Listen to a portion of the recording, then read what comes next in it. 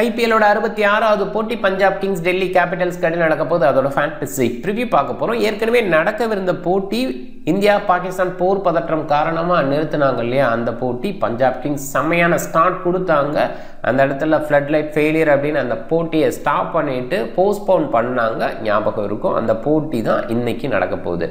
Punjab kings Delhi கேபிட்டல்ஸு இந்த ரெண்டு டீமை பார்க்கும்போது பஞ்சாப் கிங்ஸு கண்டிப்பாக பெட்டர் அவுட்புட் கொடுத்துருக்காங்க, பிளே ஆஃபுக்கு தகுதி பெற்றிருக்காங்க. டெல்லி கேபிட்டல்ஸ் ஒரு இடத்துல லக் பேஸில் தள்ளி வந்தாங்க. சொல்லப்போனால் அந்த பர்டிகுலர் ஸ்டாப் பண்ண போட்டி பஞ்சாப் கிங்ஸ் என்ன மாதிரி ஒரு ஸ்டார்ட் கொடுத்துருந்தாங்க, அதுலேருந்து டெல்லி கேபிட்டல் தப்பிச்சாங்க அப்படின்னு தான் சொல்லணும். அப்படி இருந்துமே இந்த சீசனில் தகுதி பெறலை. ஆரம்ப போட்டிகளில் ரொம்பவே சூப்பரான அவுட்புட்ஸ் வந்தது.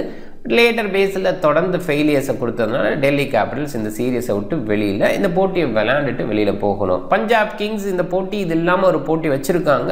ரெண்டுலேயுமே ஜெயிச்சாங்கன்னா கன்ஃபார்மாக டாப் ஸ்பாட்டை பிடிச்சிக்க முடியும். இந்த போட்டியில் ஜெயிக்கிற பட்சத்தில் கூட அந்த இடத்துக்கு போகிறதுக்கான வாய்ப்பு இருக்குது.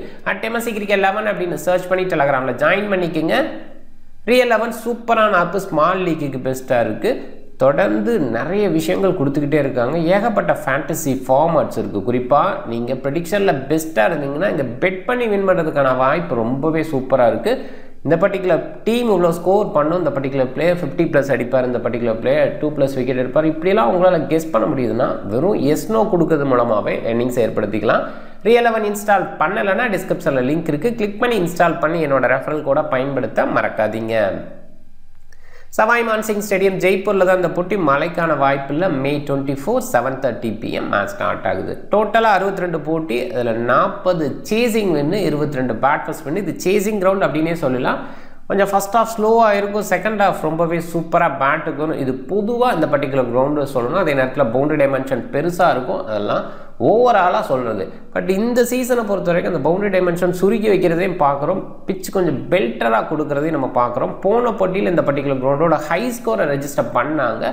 இந்த மாதிரி இடத்துல பார்க்கும்போது கண்டிப்பாக பெட்டராக இருக்குது ட்ராக்கு அப்படின்னு தான் சொல்லணும். 2021 15 போட்டி, அதில் 8 பேட் ஃபஸ்ட்டு 7 சேசிங்கு. இதுலேயுமே அண்டர்ஸ்டாண்ட் பண்ணிக்கலாம். அங்கே பேட் ஃபஸ்ட்டு சேசிங்க்கு பெரிய டிஃப்ரென்ஸ் இப்போதைக்கு இல்லை. ஜென்ரலாக இது சேசிங் கிரவுண்ட் அப்படின்னா கூட இந்த நம்பர் அப்படி சொல்லலை. 186 பேட் ஃபஸ்ட்டுக்கான ஆவரேஜ், இது ரொம்பவே சூப்பர் நம்பர். 164 அப்படியே 186ங்கிறது பெரிய டிஃப்ரென்ஸு. இப்போ இம்பாக்ட்ஸ் அப் அப்படிங்கிற ஒரு விஷயம் 10-15 ரன் சேர்த்து கொடுக்குது. இப்போ ரொம்ப மாடர்ன் டே கிரிக்கெட்டில் ஸ்கோர் வருது அப்படின்னா கூட இது கொஞ்சம் கண்டிப்பாக பார்க்க வேண்டிய விஷயம். ஆவரேஜாக பேட் ஃபர்ஸ்ட் பண்ணும்போது 4 விக்கெட்டு, சேஸ் பண்ணும்போது 5 விக்கெட். இந்த பர்டிகுலர் கிரவுண்டில் அவ்வளோ ஈஸியாக விக்கெட்ஸ் விழறது இல்லை. அண்ட் ஓவராலாகவும் பார்த்தீங்கன்னா 5-5 தான் ஆவரேஜ் பேட் ஃபஸ்ட்டு சேசிங்கான விக்கெட்ஸு. பஞ்சாப் கிங்ஸ் ரீசெண்டாக 219க்கு 5 அப்படின்னு அடித்தாங்க. ஆர்ஆர் 118க்கு 10 அப்படின்னு லோ ஆகியிருக்காங்க. 190க்கு எபோவா 7 டைம்ஸ், மீடியம் ஸ்கோர் வந்து 7 டைம்ஸ், 150 பிலோவா ஒரே ஒரு டைம் அது ஆர்ஆர் அடித்தா அந்த லோ ஸ்கோர் தான்.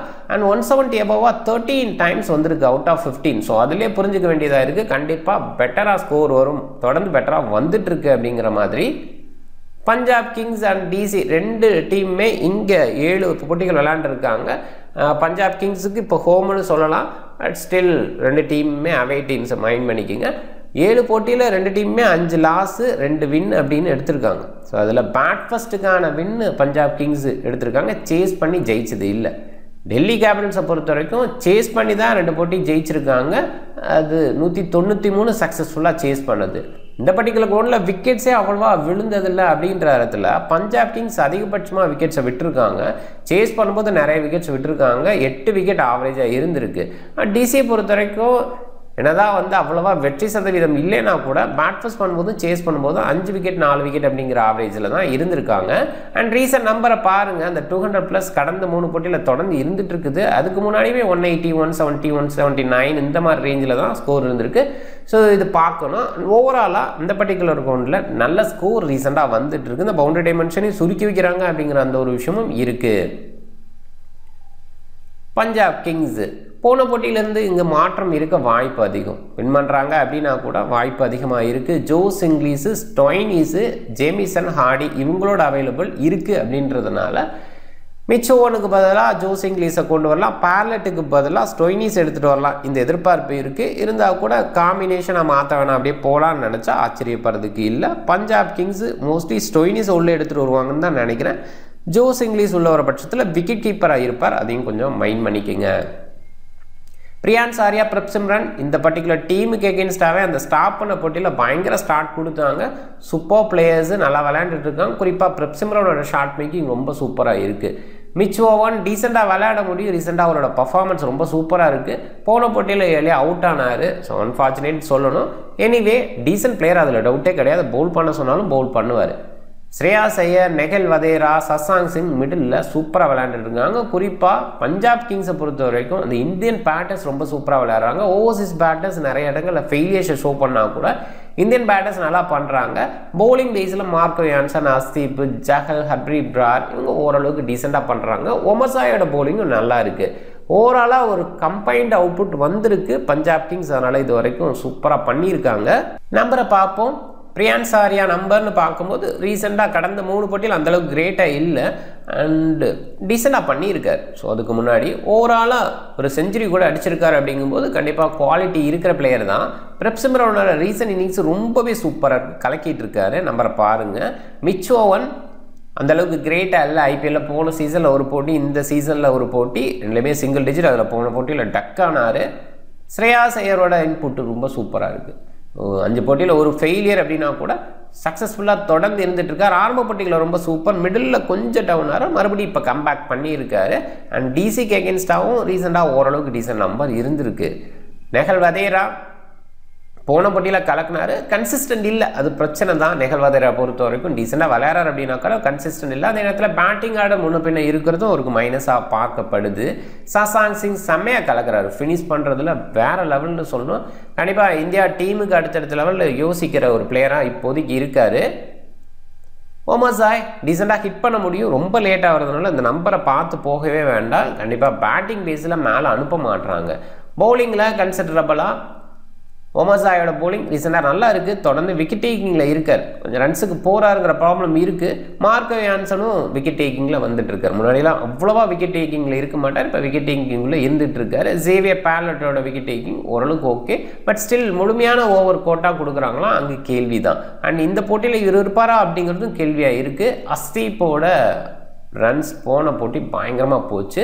பட் கண்டிப்பாக விக்கெட் டேக்கிங்கில் தொடர்ந்து இருக்கக்கூடிய பவுலர். அண்ட் டிசிக்கு எகென்ஸ்டாக போன போட்டியில் 2 விக்கெட் எடுத்திருக்காரு அப்படிங்கிறது இருக்குது. இதுக்கு முன்னாடி 3 விக்கெட் அப்படிங்கிற ரேஞ்சில் இருக்கார். அதே நேரத்தில் சில நேரங்களில் விக்கெட்ஸ் எடுக்காமல் இருந்திருக்கார். ஜெய்ப்பூரில் இதுக்கு முன்னாடி ஒரு போட்டியில் 60 ரன்ஸ் கொடுத்து, அதாவது போன போட்டியில் 60 ரன்ஸ் 0 அப்படின்னு இருக்குது. ஸோ அதையும் மைண்ட் பண்ண வேண்டியது இருக்குது. ஜஹல் இந்த பர்டிகுலர் கிரவுண்ட் அவருக்கு ஹோமாக போன சீசனில் இருந்திருக்கு. அதனால் கொஞ்சம் அட்வான்டேஜ்னு சொல்லலாம்.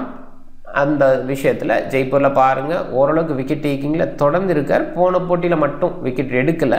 ஸோ அதுக்கு முன்னாடி பாருங்கள் 1, 2, 2 அப்படின்னு இருந்திருக்கு. அதனால் கன்சிடர் பண்ணணும். ஹர்ப்ரீத் பிராரோட நம்பர் ஜெய்ப்பூர் சூப்பராக இருந்திருக்கு. அண்ட் போன போட்டியில் தான் அது. அதுக்கு முன்னாடி பாருங்கள் கன்சிஸ்டண்ட்டாக விக்கெட் எடுக்கக்கூடிய பவுலர். பட் கன்சிஸ்டண்ட்டாக எடுத்துக்கிறது இல்லை டீமில். அதுதான் இங்கே மைனஸாக நான் பார்க்குறேன். டெல்லி கேபிட்டல்ஸோட கேப்டன் அக்சர் பட்டேல் இந்த போட்டிக்கு விளையாடுவாரா அப்படிங்கிறது ஒரு கேள்வி. போன போட்டியில் ஒரு சின்ன ஃபீவர் காரணமாக இல்லாமல் இருந்தார். பாசிபிளாக டைம் இல்லை இருந்தால் கூட ரெக்கவர் ஆகிருப்பார்னு நம்புகிறேன். அப்படி இருந்தால் விளையாடுவார். இல்லைன்னா ஃபாஃபே தொடர்ந்து கேப்டனாக இருப்பார். அப்போ அக்சருக்கு பதிலாக ஒன்ஸ் அகெயின் மாதவ் திவாரி விளையாடுறதுக்கான வாய்ப்பு. போன போட்டியில் மாதவ் திவாரி விளையாண்டார். ஆனால் போலிங் பேஸில் வாய்ப்பு கொடுக்கல. இந்த போட்டியில் இருந்தால் கண்டிப்பாக போலிங் பேஸில் வாய்ப்பு இருக்குன்னு நம்புகிறேன். ஃபாஃப் கேஎல் ஓப்பன் பண்ணுறாங்க. கேஎல்ல ரீசெண்டாக ஓப்பன் பண்ண வச்சுட்டு இருக்காங்க. நல்ல அவுட்புட்டாக ஒரு ரிட்டர்ன் வந்திருக்கு. ஃபாஃபை பொறுத்த வரைக்கும் கன்சிஸ்டன்ட் இல்லை. அபிஷேக் போரல் டெல்லியில் ஓரளவுக்கு டீசெண்டாக விளையாடுறாரு. அதர் பிளேசஸில் அவ்வளோ கிரேட்டாக இல்லை. சமீர் ரிஸ்வி போன போட்டியில் ஒரு சின்ன அவுட்புட் கொடுத்தாரு. பட் கண்டிப்பாக பெட்டர் பிளேயர், அதில் டவுட்டே இல்லை. சரியாக வர பயன்படுத்தலை அப்படின்னு தான் நான் நினைக்கிறேன். அக்சர் பட்டேல் பார்க்கலாம் இருப்பாரான்ட்டு. பட் கண்டிப்பாக டீசெண்டாக பேட் பண்ணுறாரு, பவுல் பண்ணுறாரு, ரெண்டுமே அவுட்புட்டாக வருது. கிறிஸ்டியன் ஸ்டப்ஸோட பேட்டிங் டிஸ்பிளே டீசெண்டாக இருக்குது. மிடில் ஃபினிஷ் பண்ணி கொடுக்குறாரு. விப்ராஜ் நிகாமோட பேட்டிங் அண்ட் பவுலிங் நல்லா இருக்குது. அசுதோஷ் சர்மா சூப்பரான பிளேயர். இவரை ரொம்ப லேட்டாக அனுப்பி வேஸ்ட் பண்ணுறாங்களோ அப்படிங்கிற ஃபீல் இருக்குது. துஷ்மந்த சமீரா, குல்தீப் யாதவ், முஸ்டபிஸ் அண்ட் முகேஷ் இவங்களாம் ஓரளவுக்கு டீசென்ட் பவுலிங் கொடுத்துட்ருக்காங்க. டெல்லி கேபிட்டல்ஸ் ஆரம்பத்தில் விப்ராஜ் நிகாம், அசுதோஷ் இவங்களோட ஃபினிஷிங்கில் ஜெயித்தாங்க. அண்ட் ராகுல் சில போட்டிகளில் ஜெயிக்க வச்சார். அபிஷேக் போரல் டாப்பில் கொஞ்சம் பண்ணி கொடுத்துருக்காரு. ஓவராலாக இந்த மாதிரி சிங்கிள் பிளேயரோட ரைஸ்னால தான் ஜெயிச்சாங்க. அண்ட் கம்பைண்டாக அவுட்புட் வந்து நிறைய நேரங்களில் வராமல் போச்சு. ஸோ அதில் தான் டெல்லி கேபிட்டல்ஸ் டவுன் ஆனாங்க பார்க்கலாம். அண்டு ஃபாஃபோட நம்பர் ரீசெண்டாக பார்க்கும்போது அந்த கன்சிஸ்டன்ட் இல்லை. ஒரு 62 அடிச்சிருக்காரு, அதர்வைஸ் அவ்வளோ கிரேட்டாக இல்லை. கேஎல் ராகுல் ஒரு செஞ்சுரி அடிச்சிருக்கார் அந்த சீசனில். அவருமே கடந்த 5 போட்டியில் ஒரு செஞ்சுரி தவிர்த்துன்னு பார்க்கும்போது கொஞ்சம் டவுனாக தெரிகிறாரு. அபிஷேக் போரல் அவருமே கன்சிஸ்டன்ட் அப்படின்ற மாதிரி இல்லை. அவர் ஒன்லி டெல்லியில் ஓகேவாக இருந்திருக்கார், அப்படி இருந்துமே போன போட்டியில் ஃபெயிலியர் தான். சமீர் ரிஸ்வி ரீசன் நம்பர் ஓரளவுக்கு விளையாடக்கூடிய குவாலிட்டி வச்சுருக்காரு. அக்சர் பட்டேல் ரீசன் நம்பர் ஓரளவுக்கு பேட்டிங்கில் இருக்கார். கிறிஸ்டியன் ஸ்டப்ஸோட பேட்டிங் டிஸ்பிளே ஓகே. ஒரு சில போட்டிகளில் ஃபெயிலியரும் ஆகிறார். ரொம்ப லேட்டாக வரும்போது அதை குயிக்காக ஆடணும் அப்படிங்கும்போது அந்த ஃபெயிலியர் இருக்க தான் செய்யும். விப்ராஜ் நிகாமோட பேட்டிங் கொஞ்சம் சில நேரங்களில் ப்ரொமோட் பண்ணுறாங்க, அந்த பேஸில் யோசிக்கலாம். பவுலிங்கும் இருக்குது. அக்சர் பட்டேலோட பவுலிங்கில் ரீசெண்டாக கொஞ்சம் விக்கெட் டேக்கிங்கில் இருந்துட்டு இருக்கு. ஆரம்பத்தில் விக்கெட்டே எடுக்காமல் தொடர்ந்து இருந்தார். கடந்த 5 போட்டியில் 4 விக்கெட் எடுத்துகிட்டே சொல்ல போனால் கடந்த 3 போட்டியில் 4 விக்கெட் அப்படின்ற மாதிரி ரேஞ்சில் இருந்திருக்கு. அண்ட் இன்ஜுரிக்கு அப்புறம் ஒரு இல்னஸ்க்கு அப்புறம் வராரு, என்ன பண்ணுவார் அப்படின்னு பார்க்கணும். விப்ராஜ் நிகாமோட பவுலிங் கடந்த 2 போட்டியில் ஓவர்ஸ் கொடுக்குறாங்க, விக்கெட் எடுக்காமல் இருக்கிற கொஞ்சம் கண்ட்ரோல் இருக்குது, அது கொஞ்சம் பாசிட்டிவாக பார்க்கணும். துஷ்மந்த சமீரா நிறைய ரன்ஸுக்கு போகிறாரு, ஆனால் விக்கெட்டில் ஒரு சில இடங்கள் ஓகேவாக இருக்கார். குல்தீப் யாதவோட 100th விக்கெட் போன மேட்ச்சில் வந்தது. தொடர்ந்து விக்கெட் இல்லாமல் போயிட்டே இருந்தார். அது 100 எப்போ எடுப்பார் அப்படிங்கிற ஃபீலே இருந்தது. போன போட்டியில் ஃபைனலாக எடுத்துட்டார். பஞ்சாப் கிங்ஸுக்கு எகென்ஸ்டாக ஓரளவுக்கு நல்லா பண்ணியிருக்காரு. ஸோ அந்த பேஸில் யோசிக்கலாம். முஸ்டபிஸ் விக்கெட் டேக்கிங் பவுலர் தான், பட் அப்படி இருந்துமே இந்த சீசனில் அவ்வளோ கிரேட்டாக இல்லை. 2 போட்டி தான் விளையாண்டுருக்காரு, ஓகேன்னு சொல்லலாம், பெஸ்ட்டுன்னு சொல்ல முடியல. முகேஷ் குமார் ஒரு சில இடங்களில் விக்கெட்ஸ் நிறைய எடுக்கிறாரு, சில நேரங்களில் நிறைய ரன்ஸுக்கு போகிறார். ரெண்டுமே இருக்கிற இஷ்யூ. ஒரு கன்சிஸ்டன்ட் பேஸில் முகேஷை யோசித்து ஒரு கான்ஃபிடண்ட்டாக போக முடியல. இந்த 2 டீம் பார்க்கும்போது பஞ்சாப் கிங்ஸ் கண்டிப்பாக பெஸ்ட் சைடு, அதில் டவுட்டே கிடையாது. பவுலிங் டேஸ்லையும் பேட்டிங் சைட்லையும். அண்ட் நியூ பாலை அஸ்தீப் ஒரு பக்கம், இன்னொரு எண்டில் மார்க்கோ யான்சன் யோசிக்கப்படுது. சில நேரங்களில் ஜேவியர் பேர்லெட்டை நியூ பால் வச்சு அட்டாக் பண்ணால் ஆச்சரியப்படுறதுக்கு இல்லை. பட் ஜேவியர் பேர்லெட் இன்னைக்கு இருப்பாரா, ஸ்டோய்னிஸ் இருப்பாரா, இந்த கேள்வி வருது. ஒமர்ஸா இருக்கிறதுனால ஜேவியர் பேர்லெட்டை வெளியில் வச்சுட்டு ஸ்டோய்னிஸ் எடுத்துகிட்டு வரலாம், பண்ணுவாங்களா பார்க்கணும். மிடில் பேஸில் ஜஹல், ஹர்ப்ரீத் பிராட் இவங்களோட ஓவர்ஸ் எதிர்பார்க்கலாம். விச் ஓன் இருக்கிற பட்சத்தில் அவருக்கு ஒரு சில ஓவர் கொடுத்தா ஆச்சரியப்படுறதுக்கு இல்லை. பட் மோஸ்ட்லி அந்த இடத்துலையுமே ஜோஸ் இங்கிலீஷ் இருக்கிறதுக்கான வாய்ப்பு தான் நான் அதிகமாக பார்க்குறேன். ஜோஸ் இங்கிலீஷ் இருக்கிற பட்சத்தில் விக்கெட் கீப்பராக இருப்பார், ரிமைண்ட் பண்ணிடுறேன். அண்ட் டெல்லி கேபிட்டல்ஸை பொறுத்த வரைக்கும் நியூ பாலை முஸ்டபிஸுக்கு கொடுக்கலாம், பட் நிறைய நேரங்கள் அப்படி யோசிக்க மாட்டுறாங்க, மாற்றி யோசிக்கிறாங்க. அந்த இடத்துல தான் மிஸ்டேக் ஆகுதா. முகேஷ் குமார் நியூ பாலில் டீசெண்டாக ஸ்டார்ட் பண்ண முடியும். சமீரா நியூ பாலில் பெஸ்ட் பவுலர். ஸோ அதை பார்க்கணும். நிறைய நேரங்கள் அக்சர் இருக்கிறப்ப அந்த நியூ பாலை அவரே கையில் எடுத்துக்கிறார். 2 இந்தியன் பேட்டர் ஓப்பன் பண்ணுற இந்த சுச்சுவேஷனில் ஒரு ஓவர்சீஸ் பவுலரையோ இல்லை ஃபாஸ்ட் பவுலரையோ யூஸ் பண்ணுறது ரொம்பவே பெஸ்ட்டு. அதில் குறிப்பாக சமீரா, முஸ்டபிஸ் நியூ பாலில் ஸ்பெஷலிஸ்ட்டாக இருப்பாங்க, அப்படி பண்ணுவாங்களான்னு பார்க்கணும். முகேஷ் மிடில் பேஸில் அண்ட் லேட்டர் பேஸில் நல்ல பவுலர், அந்த இடத்துல அவரால் கண்ட்ரோல் பண்ண முடியும், விக்கெட் எடுக்க முடியும். குல்தீப் மிடில் பேஸில் தான் மேக்ஸிமம் பயன்படுத்துகிறாங்க, அது கொஞ்சம் சிறப்பான ஒரு விஷயமா அவருக்கு அங்கே தான் கம்ஃபர்டபுள்னே சொல்லலாம். பவுலிங் ஆப்ஷன் ஒமர்ஸா இப்போ கொஞ்சம் அதிகமாகவே பயன்படுத்துகிறாங்க. முன்னாடியெல்லாம் அவருக்கு முழுமையாக ஓவர் கொடுப்பாங்களா அப்படிங்கிற டவுட் வரும். இப்போ பவுலிங் பேஸில் தான் இருக்கிறதுனால, ஏன்னா பேட்டர் பேஸில் டாப்பில் இந்தியன் பேட்டர்ஸ் நிறைய பேர் வச்சுக்கிறதுனால ஒமர்ஸாயை கீழே தான் அனுப்புகிறாங்க. ஸோ அதனால் பவுலிங் கொடுப்போங்கிற அந்த ஆங்கிளில் போகிறாங்கன்னு நினைக்கிறேன். அதனால் நிறைய ஓவர் கிடைக்குது. மார்க்கோ யான்சன், சேவியர் பேலட்டுக்கு கூட ஓவர் குறைவாக கிடைக்கும். ஸோ கம்பேரிட்டிவ்லி ஒமர்ஸாய்க்கு அதிகமாக ஓவர் கொடுக்குறாங்க. ஸோ பவுலர் அப்படிங்கிற கன்சிடரேஷன்லேயே யோசிச்சா பார்லட்டுக்கு ஓவர் அதிகமாக கிடைக்கும். அஸ்தீப்பு, ஜஹல் முழுமையாக போடுவாங்க. யான்சன், அஸ்தீப் எண்டு ஓவரில் வீசுறதுக்கான வாய்ப்பு. பவுலிங் ஆப்ஷன் இங்கே விப்ராஜ் நிகாமோட ஓவர் என்ன குறையலான்னு நினைக்கிறேன் இன்றைக்கி பொறுத்த வரைக்கும். மேபி ஃபாஸ்ட் பவுலர்ஸோட ஓவர் கொஞ்சம் குறைய வாய்ப்பு இருக்குது. இங்கே பவுலர் டைமென்ஷன் பெருசாக இருக்க பட்சத்தில் ஸ்பின்னர்ஸ் கொஞ்சம் யூஸ் பண்ணாங்கன்னா அந்த இடத்துல ஒரு சில ஃபாஸ்ட் பவுலர்ஸ் சமீரா நிறைய ரன்ஸுக்கு போனாலோ இல்லை முகேஷ் நிறைய ரன்ஸுக்கு போனாலோ அவங்களோட ஓவர்ஸ் குறையலாம். முஸ்டபிஸ் மோஸ்ட்லி இந்த மாதிரி கண்டிஷனுக்கு சூட்டபிள் பவுலராக இருப்பார், நிறைய ஓவர்ஸ் வீசுறதுக்கு வாய்ப்பு இருக்குது. சமீரா, குல்தீப், முஸ்டபிஸ் முழு கோட்டா வீசுறதுக்கு வாய்ப்பு அதிகம். அண்ட் முஸ்டபிஸ், முகேஷ் எண்டோரில் வீசுறதுக்கு வாய்ப்பு. பஞ்சாப் ஒரு போட்டி அதிகமாக ஜெயிச்சிருக்காங்க டிசியை கம்பேர் பண்ணும்போது, அவ்வளோதான். பெரிய டிஃப்ரென்ஸாக இதை யோசிக்க வேணாம். பட் கண்டிப்பாக பஞ்சாப் இப்போ பெட்டர் சைடாக இருக்காங்க அப்படின்னு தான் பார்க்கணும். கடந்த 3 போட்டியில் தொடர்ந்து ஜெயிச்சிருக்காங்க. ஆர்சிபிக்கு எகென்ஸ்டாக ஒரு தோல்வி இருந்திருக்கு. டிசி ரீசெண்டாக ஜெயிக்கலை, அதுதான் இந்த டீமுக்கு மைனஸு. ஒரு நோ ரிசல்ட் காப்பாற்றி கொடுத்துச்சு. இந்த மாதிரி சில லக்ஸ் இருந்தால் கூட அவங்க வெற்றி அடிப்படையில் பெருசாக பண்ண முடியல அப்படின்னு தொடர்ந்து போகுது. கடந்த சில போட்டிகள் இந்த 2 டீமுக்கு இடையில டிசி அட்வான்டேஜ் எடுத்திருக்காங்க. ரீசெண்டாக பயங்கர அட்வான்டேஜ் பாருங்கள். டோட்டலாகவே கடந்த 10 போட்டியில் 3 போட்டியில் தான் பஞ்சாப் கிங்ஸ் ஜெயிச்சிருக்காங்க. இருந்தால் கூட இப்போ இருக்கிற ஃபார்ம் பேஸில் பஞ்சாப் கிங்ஸ் பெட்டர் சைடு, அவங்க வின் பண்ணுறதுக்கான வாய்ப்பு அதிகம்.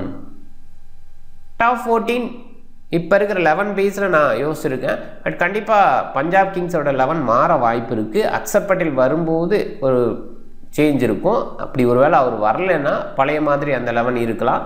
ஸோ அதை பேஸ் பண்ணி இந்த 14 நம்ம யோசிக்க வேண்டியது இருக்குது. பிக் பேஸில் ஓவன் இல்லை இங்கிலீஷ், ஸோ அதை பார்த்துக்குங்க. ரஹ்மான் பாசிபிளாக இந்த கண்டிஷனுக்கு ஒரு சூட்டபிள் பவுலர், வேரியேஷன் கொடுத்து வெரைட்டி கொடுக்குறாங்கன்னா இந்த பவுண்டரி டைமென்ஷன் பேஸில் யோசிச்சா முஸ்டபிஸ் பெட்டராக இருக்கலாம். ஹர்ப்ரீத் பிரார் போன போட்டியில் நல்லா பண்ணியிருக்கார். இந்த பர்டிகுலர் ஒன்றில் முகேஷ் விக்கெட் டேக்கிங் எண்டில் வீசும்போது விக்கெட் எடுக்க முடியும், அதை கன்சிடர் பண்ணுங்கள். கேஎல் பிரச்சனை அண்டு ஸ்ரேயாஸை நிறைய பேர் கேப்டன் நான் ட்ரை பண்ணியிருக்காங்க. Faf Priyansh Arya Axar Patel, Priyansh and Faf வந்து இன்னிங்ஸை பில்ட் பண்ணக்கூடிய குவாலிட்டி வச்சுருக்காங்க. அக்சரு டபுள் ஆப்ஷன் அப்படிங்கிறதுனால ஸோ உங்களை கேப்டனா கிராண்ட் லீக்கில் ட்ரை பண்ணி பாருங்கள். ஃபாஃபை பொறுத்த வரைக்கும் அவ்வளோ ஃபார்மில் இல்லை, பட் இன்னிங்ஸ் பில்டிங் அப்படின்ற பேஸில் யோசிக்கும் போது அவ்வளோவா நிறைய பிளேயர்ஸ் இல்லை அப்படின்னால ஃபாஃபை சின்னதாக கன்சிடர் பண்ணுங்கள். விக்கெட் கீப்பர் கேஎல் ராகுல், ஒரு குழப்பம் இருக்குது. அபிஷேக் பொருள் விக்கெட் கீப்பிங் பண்ண போகிறாரா, கேஎல் ராகுல் கீப்பிங் பண்ண போகிறாரா அப்படின்ட்டு. கேஎல் மோஸ்ட்லி பண்ணியிருக்காரு இந்த சீசனில். ஒரு சில போட்டிகள் அபிஷேக் பொருளும் பண்ணியிருக்காரு. பிரப்சிம்ரனா ஜோஸ் இங்கிலீஷா இந்த இடம் ஒரு கேள்வி இருக்குது. ஆனால் பிரப்சிம்ரனோட பேட்டிங் ஃபார்ம் நல்லா இருக்குது. பேட்டிங் ஃபார்ம் பேஸில் கேஎல் அண்ட் பிரப்சிம்ரனை பிக் பண்ணிக்கலாம். ஜோஸ் இங்கிலீஷ் அவ்வளோ கிரேட்டாக இல்லை, வந்தால் குயிக் கேமியோ ஆடுவார். அபிஷேக் பொருள் அண்டு ஜோஸ் இங்கிலீஷை கிராண்ட் லீக்குக்கு யோசிங்க. பேட்டிங் பேஸில் ஸ்ரேயாஸு பிரியான்ஸ் ஆரியா ஸ்டப்ஸ் ஒரு சில இடங்களில், பட் கொஞ்சம் லேட்டாக அனுப்புகிறாங்களோ, இனிமேல் டவுன் ஆகிறாரோ அப்படின்னு ஃபீல் பண்ண வைக்கிறாரு. அண்ட் ஃபாஃபை பொறுத்த வரைக்கும் அவ்வளோ கிரேட்டாக இல்லை. ஒரு சில டீம்ஸில் வேணால் ட்ரை பண்ணுங்கள். நெகில் வதேரா அவரோட ஆர்டருமே லேட்டாக இருக்குது. போன போட்டியில் விளையாண்டுட்டார், இருந்தால் கூட அந்த கன்சிஸ்டன்ட் இல்லாததுனால டபுள் மைண்டாக இருக்குது. ஆல்ரவுண்டர் பிளேஸில் மார்க்கோ யான்சன், அக்சர் பட்டேல், விப்ராஜ் நிக்காம், ஒமர்சாயை கூட ஒரு சில இடங்களை கன்சிடர் பண்ணுங்கள். நல்லா பண்ணுற ஃபீல் இருக்குது. ஸ்டோயினிஸ் இருக்காரான்னு பார்த்துப்போம். அப்படி இருந்தாலுமே பவுலிங் பேஸில் நிறைய கன்சிடர் பண்ணுறதில்ல. அதே நேரத்தில் பேட்டிங் ப்ரொமோஷன் ஸ்டோயினிஸுக்கு கிடைக்கல. அஸ்தீப்பு ஜஹல் நல்ல சாய்ஸு, குல்தீப் ஃப்ளைட் பண்ணி நல்லா பண்ண முடியும், அந்த வகையில் நல்ல choice. Mukesh decent choice. Mustafiz வந்து இந்த பர்டிகுலர் கிரவுண்டில் பெஸ்ட் அவுட்புட்டை கொடுக்கலாம். ஸோ ஆல்ரவுண்டர் சைடில் இருக்கிற ஒமர்சாயை தூக்கிட்டு நீங்கள் வந்து முஸ்டபிஸ் சைடு போகிறதுனாலும் போங்க. ஏன்னா பவுலர் ஆப்ஷனில் பேர்லெட் இருந்தால் ஒமர்சாய்க்கான முழுமையான கோட்டா கிடைக்காம கூட போகலாம். ஸோ அந்த மாதிரி இடத்துல முஸ்டபிஸ் மாதிரி பவுலருக்கு முழுமையாக ஓவர் கிடைக்கும். அப்போ ஒமர்சாய்க்கு பதிலாக முஸ்டபிஸ் வந்து நல்ல சாய்ஸாக இருப்பார். அதே இடத்துல முகேஷ்குமாருக்கு கூட ஓவர் குறையலாம், அதையுமே மைண்ட் பண்ணிக்கோங்க. ஹர்ப்ரீத் பிரார் டீசன்ட் சாய்ஸ், இதுக்கு முன்னாடி சக்ஸஸ் இங்கே பண்ணியிருக்கார் அப்படின்றதுனால. கேப்டன் கேஎல் ஓரளவுக்கு ஓகேவான சாய்ஸு. சில நேரங்களில் ஸ்லோ நேச்சர் கொடுத்தா மட்டும் கொஞ்சம் யோசிக்கணும். கண்டிப்பாக டீசன்ட் சாய்ஸு. பிரப்சிம்ரன் நல்லா விளையாண்டுட்டு இருக்காரு. ஸ்ரேயாஸ் ஒரு சில இடங்கள் ஓகே. அண்ட் நிறைய நேரங்களில் ஸ்ரேயாஸ் இந்த ஸ்பின்னர் ஆப்போனண்ட்டில் நிறைய இருந்தாங்கன்னா அந்த இடத்துல சக்ஸஸ்ஃபுல்லாக இருந்திருக்காரு. ஸோ அந்த பேஸில் யோசிக்கும் போது அது மைண்ட் செட்டு அப்படின்னு சொல்லலாம். அப்போ ஸ்ரேயாஸை வந்து கேப்டனாக ட்ரை பண்ணலாம். அண்ட் பேட்டிங் ஆர்டர் மோஸ்ட்லி நம்ம 4க்கு மேலே கீழே இறங்க மாட்டார்னு நினைக்கிறேன். அந்த நம்பிக்கை இருக்குது. அக்சர் வைஸ் கேப்டன் அப்படின்னு இப்போதைக்கு ட்ரை பண்ணுறேன்.